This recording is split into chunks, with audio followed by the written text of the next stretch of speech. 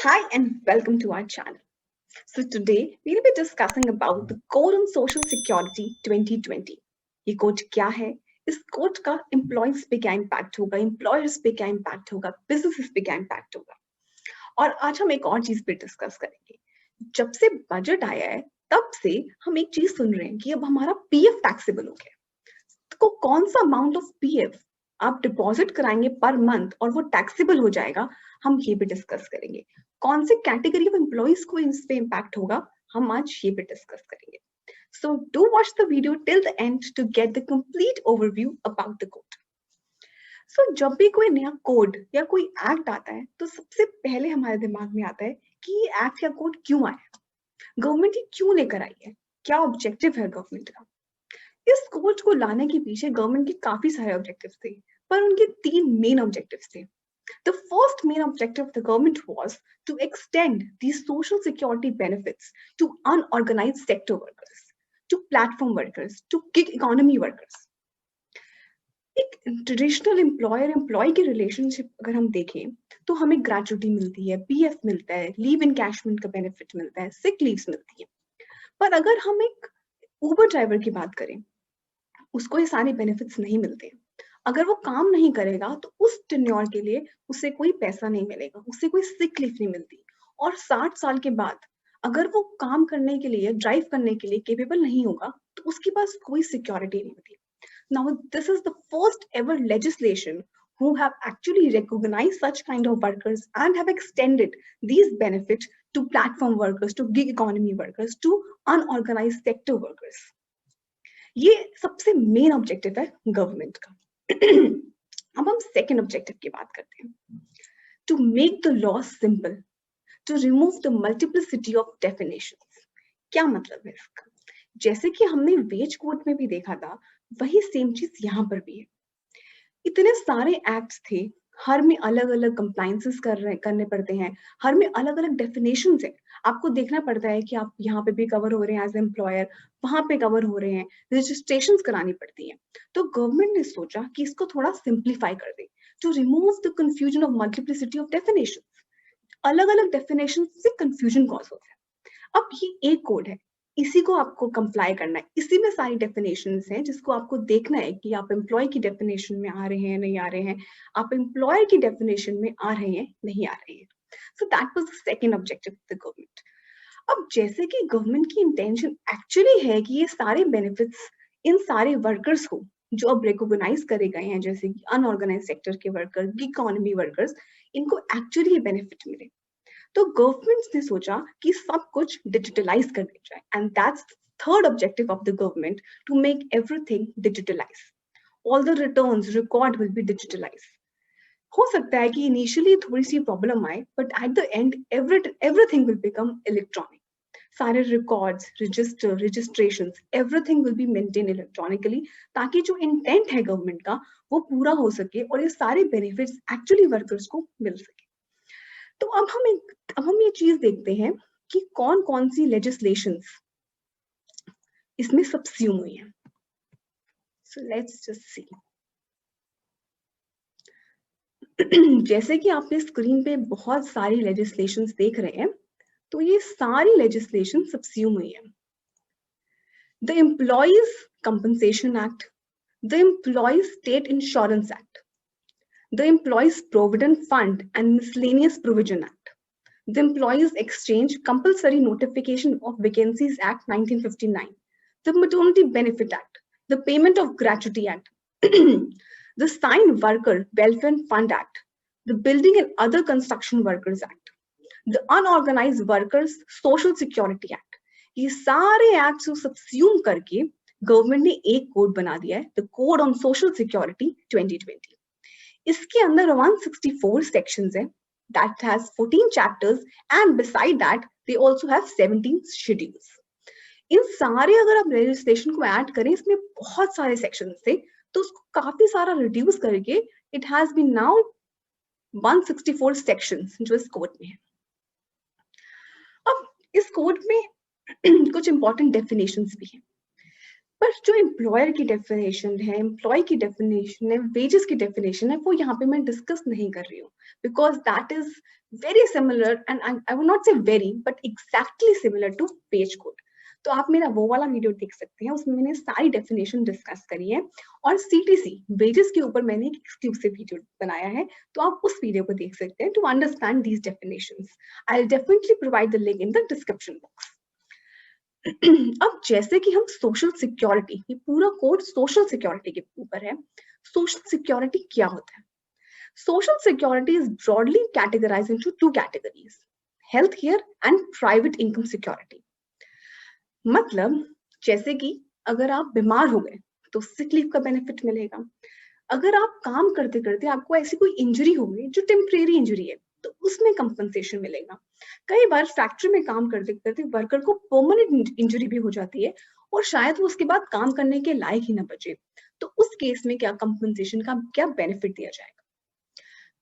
अगर हम female employees की बात करें तो मैटरनिटी बेनिफिट। अब जब हम 60 साल के हो जाते हैं और उसके बाद हम काम करने के लायक नहीं होते हैं, तो उस टाइम हमारे पास क्या सिक्योरिटी होती है? Benefit of PF, gratuity. तो ये सारे के सारे बेनिफिट्स को अगर आप कलेक्ट करके बोले तो इसको हम सोशल सिक्योरिटी कहते हैं।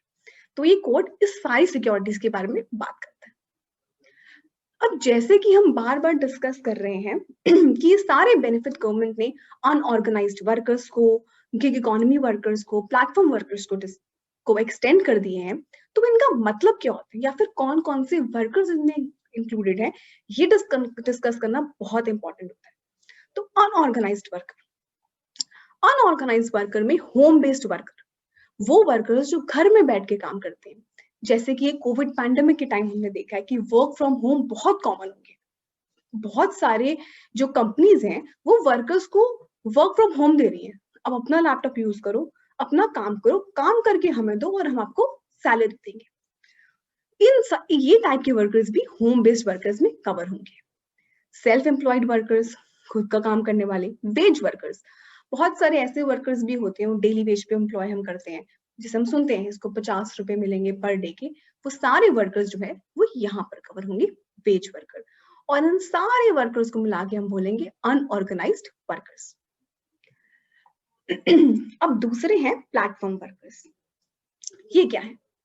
जैसे कि मैं आपको एक एग्जांपल से समझाती हूँ। जोमैटो, हम जोमैटो में ऑनलाइन ऑर्डर प्लेस करते हैं, वो रेस्टोरेंट से हमें कंफर्मेशन आ जाती है, जोमैटो का बंदा जाकर रेस्टोरेंट से खाना उठाता है और आकर हमें दे देता है।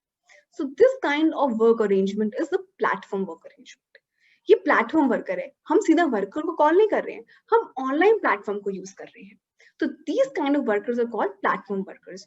उबर, ओला, जोमैटो, इवन हम Amazon पे जो ऑनलाइन ऑर्डर्स देते हैं उन और आकर हमें वर्कर्स जो हैं डिलीवरी करते हैं, उस टाइप के प्लेटफॉर्म को भी हम प्लेटफॉर्म वर्कर्स, उस टाइप के वर्कर्स को भी हम प्लेटफॉर्म वर्कर्स में इंक्लूड करेंगे। सो बेसिकली कोई प्लेटफॉर्म यूज करके अगर कोई काम कर रहा है ऑनलाइन प्लेटफॉर्म यूज करके, सो सारे वर्कर्स जो हैं प्लेटफॉर्म वर्कर्स में कवर होंगे। Now the second kind of workers, gig workers. इसके अंदर freelancers, independent contractual workers, temporary workers, project based workers, ये सारे के सारे वर्कर्स गिग वर्कर्स कहलाते हैं। जैसे कि कई बार हम देखते हैं कि कंपनी ने 1 साल का प्रोजेक्ट किया, तो कई बार वो किसी एक बंदे को हायर कर लेते हैं कि आप ये प्रोजेक्ट करके हमें दे दो, खत्म। कई बार हम टेम्परेरी वर्कर्स हायर करते हैं, टेम्परेरी नीड आई है, हमें लग रहा है कि यार 2-3 महीने के लिए कोई बंदा चाहिए, तो उस टाइप के वर्कर्स टेम्परेरी वर्कर्स कहलाते हैं। और ये सारे वर्कर्स को हम गिग वर्कर की कैटेगरी में डालते हैं। अब जब मैं ये डेफिनेशंस देख रही थी तो मैंने एक चीज नोटिस करी, शायद आप लोगों ने भी नोटिस करी होगी, कि अगर हम उबर ड्राइवर की बात करें, ओला ड्राइवर की बात करें, अब ये जो काइंड ऑफ वर्कर्स हैं, ये गिग वर्कर की कैटेगरी में नहीं आएंगे, इसमें भी आएंगे। वो कह रहा है कोई बंदा काम करे काम तो करते हैं ये, और एक ट्रेडिशनल एम्प्लॉयर और एम्प्लॉय रिलेशनशिप बहुत डिफरेंट है, क्योंकि इनको कोई भी बेनिफिट्स नहीं मिलते हैं। तो तो वो यहाँ पे भी कवर होंगे और वहां पे भी कवर होंगे। मुझे ऐसा लगता है ये थोड़ी सी ओवरलैपिंग सी बात है। अगर आपको भी ऐसा लगा है, so do put that in the comment section. एक और है फिक्स टर्म एम्प्लॉयमेंट। अब ये क्या होता है? अगर कोई भी एम्प्लॉयर एम्प्लॉय को हायर करता है रिटन कॉन्ट्रैक्ट ऑफ एम्प्लॉयमेंट, मतलब रिटन कॉन्ट्रैक्ट होना चाहिए और फिक्स पीरियड होना चाहिए, सो उसको हम फिक्स टर्म एम्प्लॉयमेंट कहते हैं। मतलब ओरल कॉन्ट्रैक्ट नहीं, रिटन कॉन्ट्रैक्ट फिक्स पीरियड, मतलब 1 साल के लिए, 2 साल के लिए, 3 साल के लिए, 2.5 साल के लिए, वेरिएबल पीरियड भी नहीं होना चाहिए। अगर ये दोनों कंडीशन मीट हो रही है, then we'll categorize at a fix term employment. So ये कुछ इंपॉर्टेंट डेफिनेशंस थी, तो मुझे लगा ये डिस्कस करना काफी इंपॉर्टेंट है। अब जब हमने डेफिनेशंस की बात कर ली है, तो अब हम बात करते हैं एप्लीकेबिलिटी की। किस किस पे? जैसे कि इन्होंने कोड को तो सब्स्यूम कर दिया है, जैसे 14, पर फिर भी 14 चैप्टर्स बनाए हैं। उन हर चैप्टर, जैसे एम्प्लॉय प्रोविडेंट फंड का एक चैप्टर है, एम्प्लॉय स्टेट इंश्योरेंस का एक चैप्टर है, ऐसे काफी सारे चैप्टर्स हैं, तो इनकी कहीं कहीं ना एप्लीकेबिलिटी में थोड़ा बहुत चेंज है।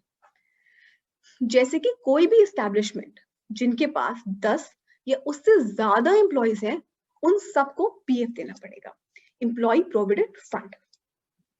अगर हम एम्प्लॉय स्टेट इंश्योरेंस की बात करें, तो किसी भी एस्टैब्लिशमेंट के पास 10 या उससे ज्यादा एम्प्लॉयड है, उन सबको ये एम्प्लॉय स्टेट इंश्योरेंस का बेनिफिट देना पड़ेगा।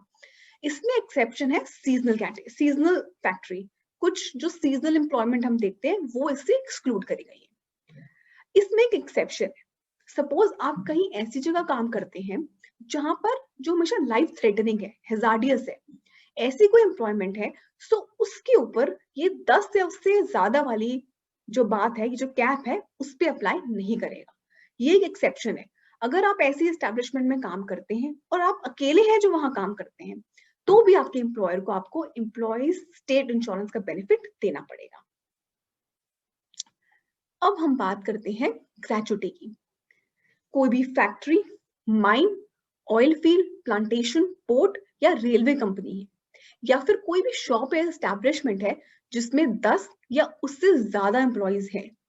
अब इसमें क्या लिखा है? एम्प्लॉयज आर एम्प्लॉयड और वर employed on any day of the preceding 12 months, then such shop or establishment has to give gratuity। या फिर और ऐसी कोई एस्टैब्लिशमेंट जो गवर्नमेंट ने कभी नोटिफाई करे, मतलब अभी करी हुई है या आगे नोटिफाई करे, तो उनको भी देना पड़ेगा।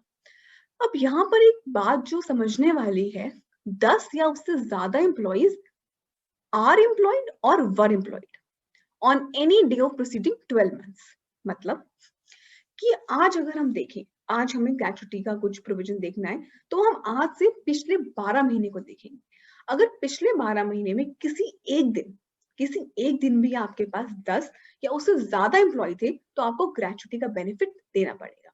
इसलिए यहाँ लिखा है आर एम्प्लॉयड या वर एम्प्लॉयड, मतलब 12 महीने, पिछले 12 महीने प्रीसीडिंग 12 मंथ में एक दिन भी, अगर एक दिन भी 10 या उससे ज्यादा एम्प्लॉयड थे, तो आपको ग्रेच्युटी का बेनिफिट देना पड़ेगा।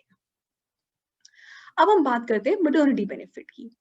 ये अप्लाई करता है किसी भी एस्टैब्लिशमेंट पे, बीइंग अ फैक्ट्री, माइन और plantation, including any such establishment belonging to government, to every shop and establishment in which 10 or more employees are employed or were employed on any day of preceding 12 months।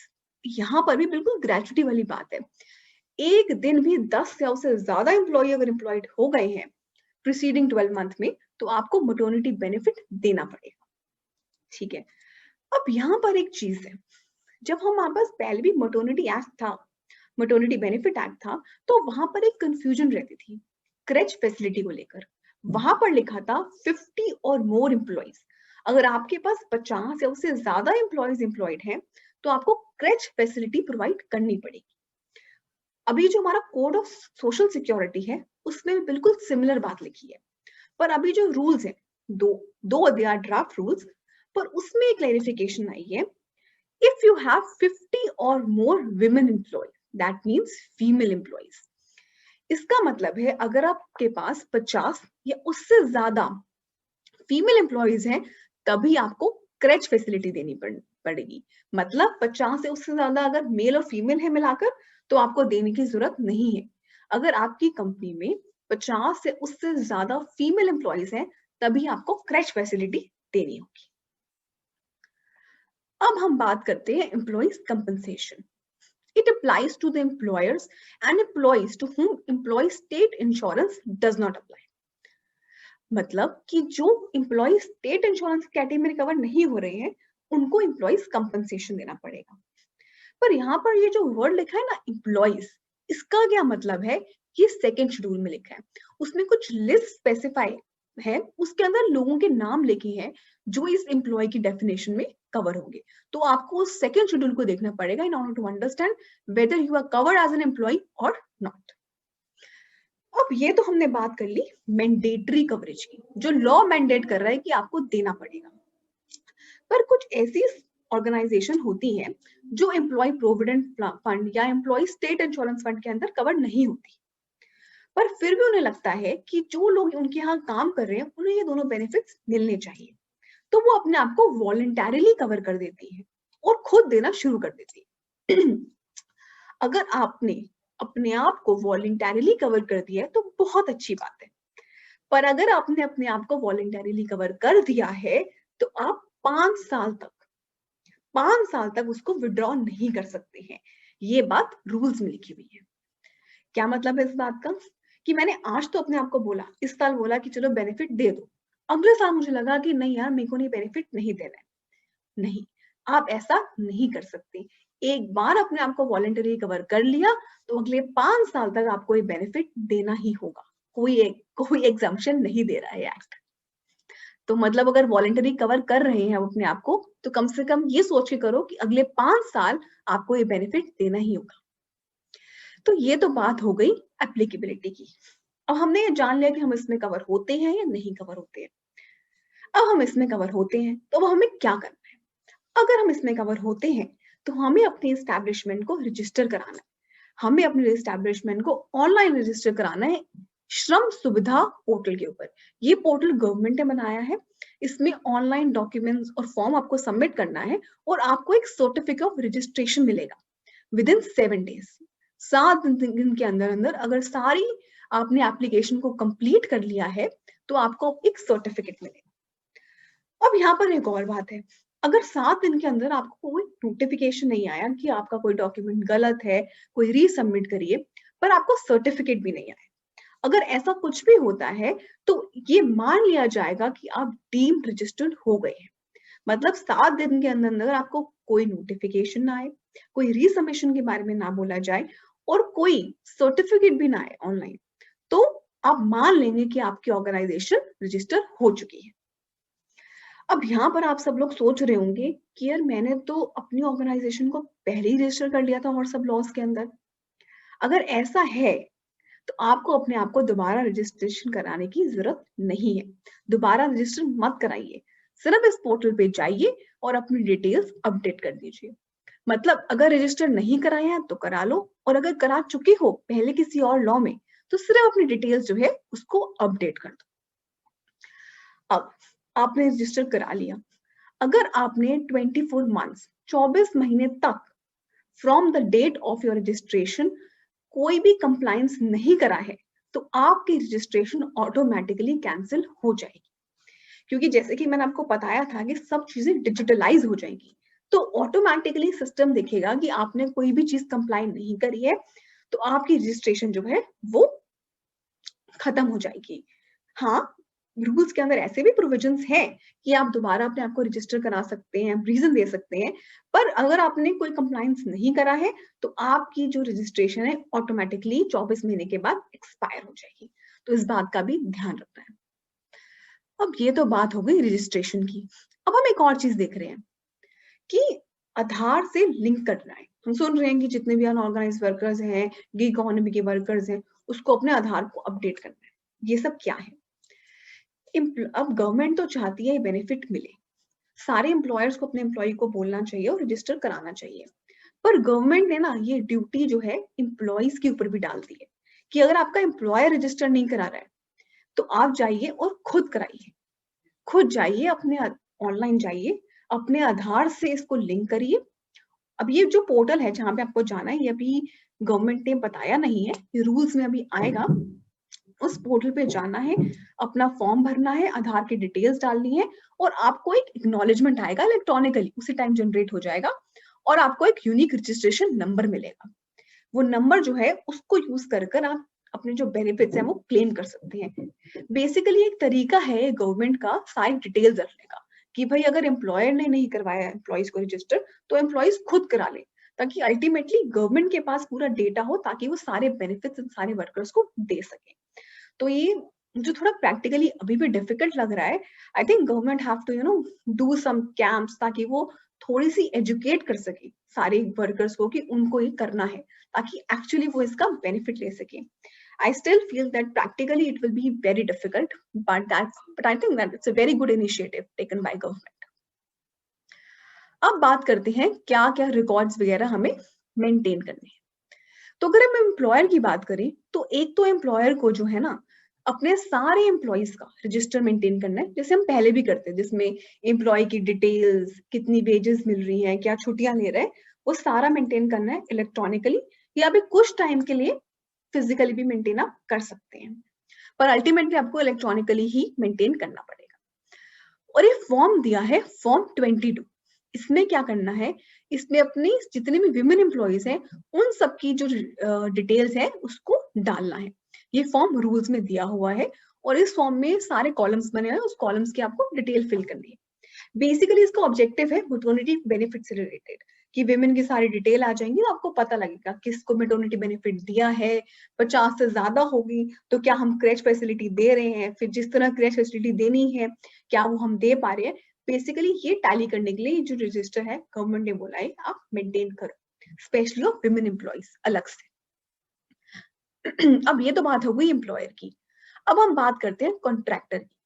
Contractor को भी वो सारे employees का जो वो contract पे higher करेगा उसका रजिस्टर मेंटेन करना है, उन्होंने कितना काम किया, कितने दिन काम किया, क्योंकि जब वो जाएगा ना अपने प्रिंसिपल एम्प्लॉयर के पास लेने के लिए कि भाई मुझे पैसा दे दो, मैंने तो इन सारे वर्कर्स को हायर किया था, तब उसको जरूरत पड़ेगी इस रजिस्टर की। क्योंकि अगर वो बताएगा नहीं तो एम्प्लॉयर बोलेगा मैं पैसा दे ही नहीं रहा यार, पहले पता मुझे कि कितने कितने तूने वर्कर हायर करे थे, कितने दिन उन्होंने काम करा है। इसलिए अब गवर्नमेंट ने बोला है कि कॉन्ट्रैक्टर भी रजिस्टर मेंटेन करेगा।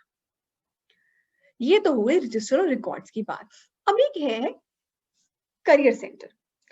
ये जो है ना पहले भी था एक एम्प्लॉयड एक्सचेंज, उसको बदलकर उसको रिप्लेस कर इस कोड के अंदर ये आया है करियर सेंटर।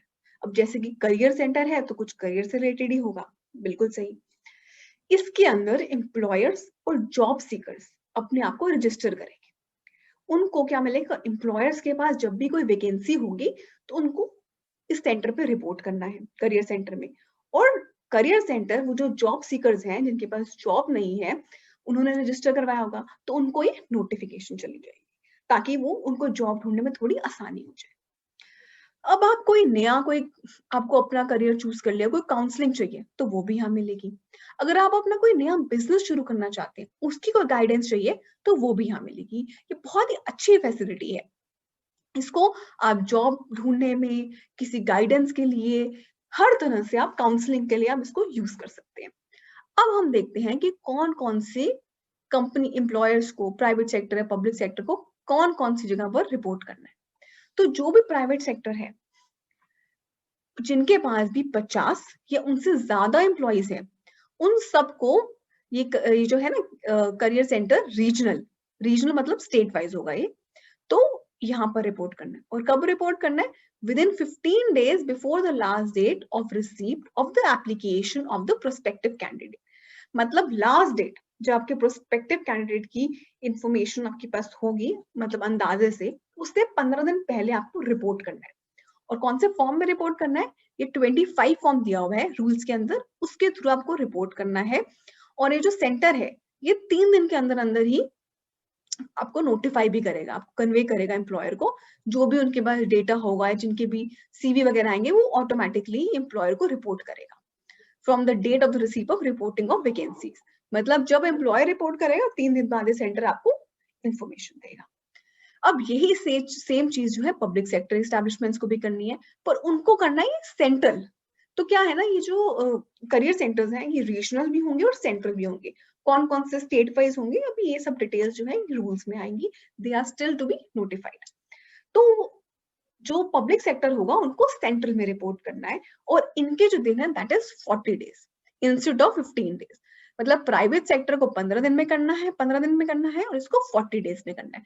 पर दोनों को ही 25 जो ये फॉर्म है रूल्स के अंदर, उसके थ्रू करियर सेंटर को रिपोर्ट करना है, और 3 दिन के अंदर करियर सेंटर जो है इन सारी ऑर्गेनाइजेशन को रिस्पॉन्स देगा। अब ये हो गई अब हम बात करते हैं एनुअल रिटर्न की। जैसे पहले हमने देखा था हाफ ईयरली, क्वार्टरली रिटर्न्स है, वो सब खत्म हो चुकी। एनुअल रिटर्न का कॉन्सेप्ट बस इस कोड के अंदर है। जिन भी एम्प्लॉयर्स के ऊपर ग्रेचुटी का प्रोविजन लगता है, उनको फॉर्म नंबर 23 के थ्रू इस फॉर्म को यूज करके एनुअल रिटर्न फाइल करनी है। और कब फाइल करनी है? ऑन और before 1 February in each year. On और बिफोर 1 February फॉर्म नंबर 23 के अंदर आप एनुअल रिटर्न फाइल करेंगे। ये किसकी बात हमने करी? जिन भी एम्प्लॉयर्स के ऊपर ग्रेचुटी का रूल अप्लाई होता है। ठीक है, अब जो भी एम्प्लॉयर ये डिटेल्स देंगे ना कंसर्न अपने रीजनल या फिर सेंट्रल के करियर सेंटर के ऊपर, उनको भी एक रिटर्न फाइल करनी है।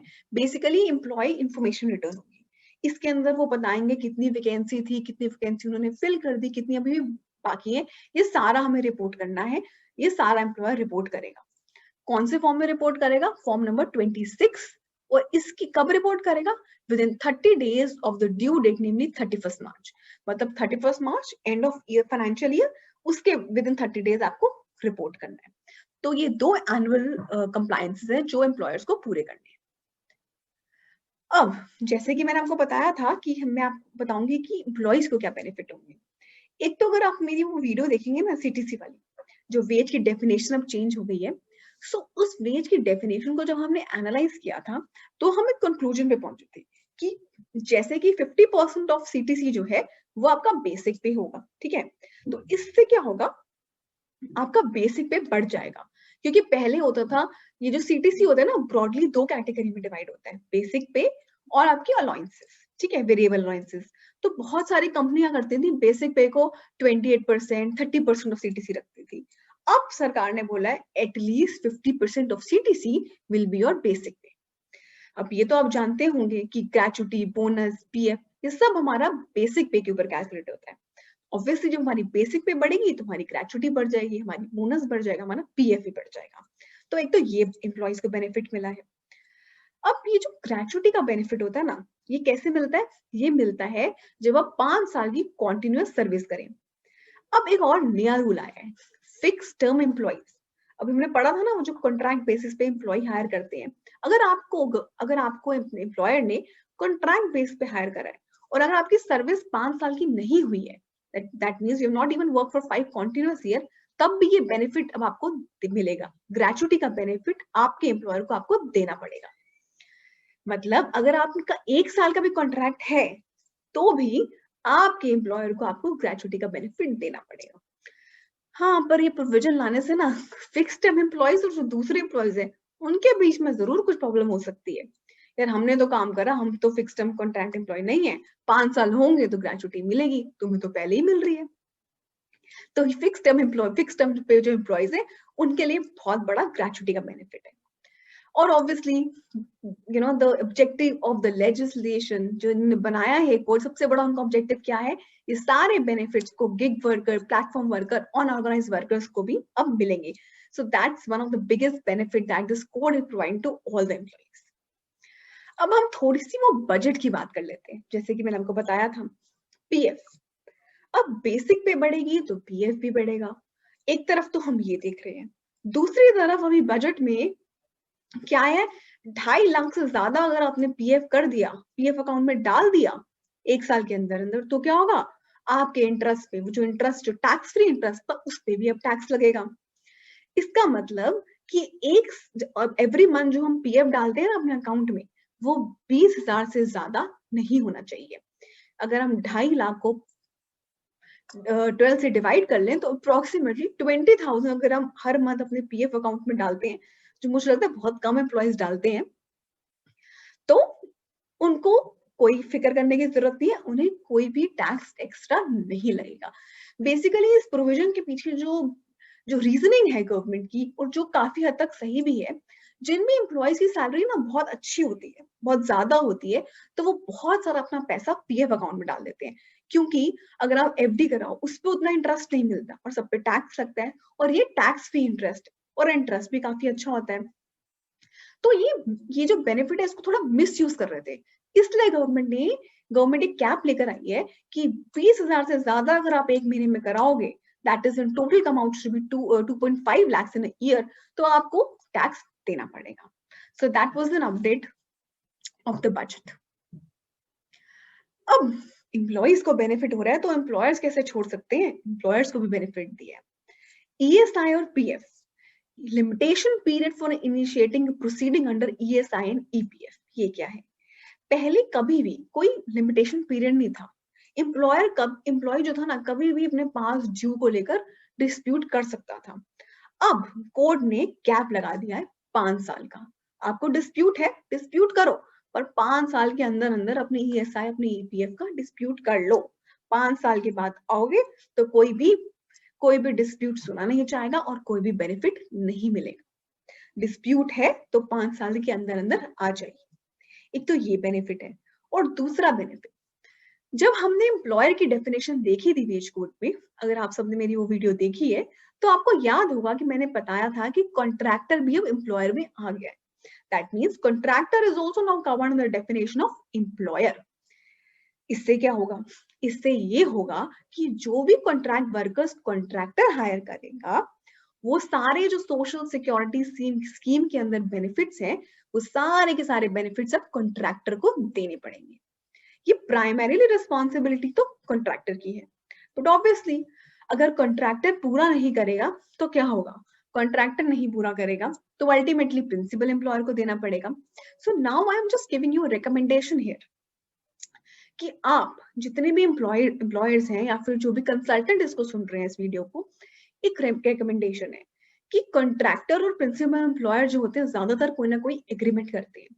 Now it is very important to analyse the clauses, और इस तरह की क्लॉज अपने एग्रीमेंट में डाल दें कि आप ये लायबिलिटी कॉन्ट्रैक्टर पे इंपोर्ट कर सके। और अगर कॉन्ट्रैक्टर ने आगे कॉन्ट्रैक्ट वर्कर्स को नहीं दी तो उसकी पेमेंट में से आप कुछ ना कुछ अमाउंट डिडक्ट कर लें, या तो इस तरह का क्लॉज ड्राफ्ट करें या किसी और तरह का, but you have to be cognizant of the fact कि आप किस तरह का क्लॉज ड्राफ्ट कर रहे हैं। क्योंकि अगर आपने ड्राफ्टिंग अपने एग्रीमेंट में क्लॉज डाले होंगे ना, अच्छे से ड्राफ्टिंग करे होंगे, तो कल को आप ये लायबिलिटी जो है ना कॉन्ट्रैक्टर पे डाल सकते हैं। इसका क्या मतलब है? कॉन्ट्रैक्टर ने अपनी लायबिलिटी पूरी नहीं करी तो आप कॉन्ट्रैक्टर का गला पकड़ सकते हैं, क्योंकि आपका नहीं तो फिर आपका गला पकड़ा जाएगा। So that's recommendation from our side. So that was all about the code. अगर आपको इस कोड के बारे में कोई भी और क्वेरीज है या कोई कंफ्यूजन है, so you can put that in the comment section and we would love to give answers to all your queries. अगर आपको मेरा ये वीडियो अच्छा लगा है, एजुकेशन आपको लगा है कि ये थोड़ा सा इंफॉर्मेटिव था, आपको अच्छा लगा है, तो do like the video and also share the video and don't forget to subscribe our channel and also click the bell icon so that you can get all the notifications. Thank you so much. Thanks for watching.